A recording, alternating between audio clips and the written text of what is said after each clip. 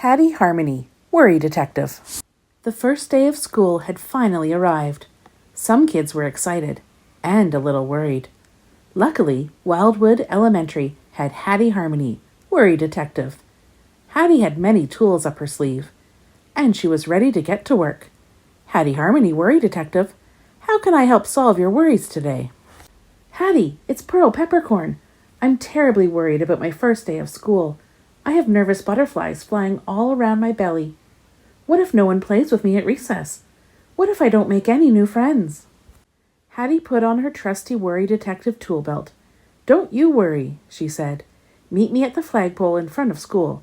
I'll be there just as soon as you can say, "Worry, worry, go away. There's no time for you today." It sounded like a case of the first day jitters. As soon as she saw Pearl, Hattie pulled out 2 big nets. Hattie gave one net to Pearl and kept the other for herself. Pearl was confused. "The butterflies aren't outside," Pearl said. "They're inside my belly." But Hattie was already swinging her net. Whoosh, whoosh, whoosh. The butterflies danced with the birds, boogied with the bees, slept in the grass, and even climbed up the trees. Pearl and Hattie were having so much fun catching and releasing the butterflies that suddenly Pearl realized, "Wait a minute," Pearl said as she rubbed her belly.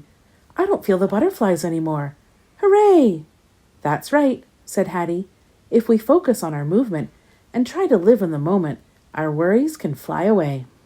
With Hattie's help, Pearl was now ready to start her first day of school. "Thank you, Hattie Harmony," Pearl said. The school bell rang. Ding, ding! Just as soon as Hattie sat down at her table, her friend Seymour Swiggletooth scooted right next to her. "Psst, Hattie, I don't know what to do if Mrs. Rivers calls on me," whispered Seymour. "What if I don't know the answer? What if I have to stand up in front of the whole entire class? Oh, Hattie, my legs feel like jello." "Don't you worry," Hattie said. "I'll find the right tool just as soon as you can say, 'Worry, worry, go away. There's no time for you today.'" Hattie searched her trusty Worry Detective tool belt. Aha! She knew just what she needed to solve this case.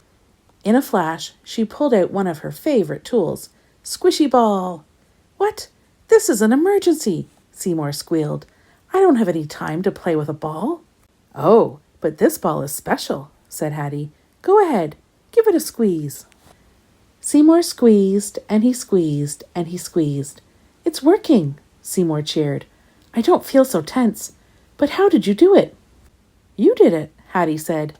"By tensing other muscles and squeezing Squishy Ball, you told your worried mind to relax and take a break."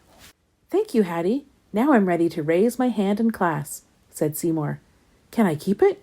"It's yours," Hattie said. Recess was finally here. Hattie and Pearl played one of their favorite games, tag. Hattie chased Pearl through the playground, around the swings, and up the slide.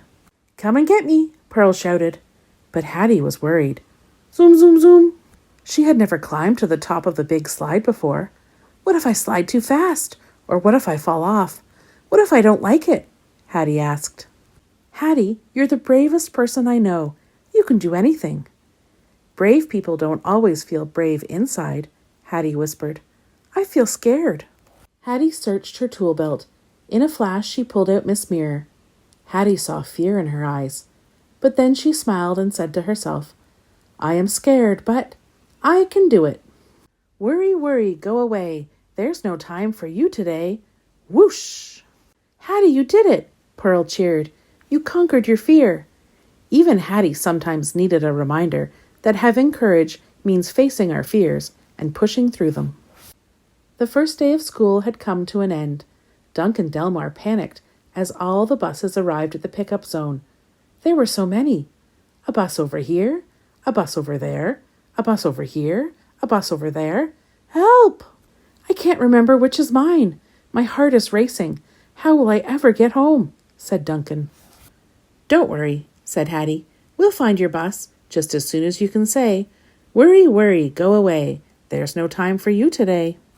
Hattie searched through her trusty Worry Detective tool belt. She searched and searched, but then she realized, we don't need anything from my tool belt. We already have everything we need. We do? Asked Duncan. You bet we do. One of our greatest tools is something we do all the time without even thinking about it. We breathe. Hattie shut her eyes and slowly breathed in through her nose. 1, 2, 3. And slowly breathed out through her mouth.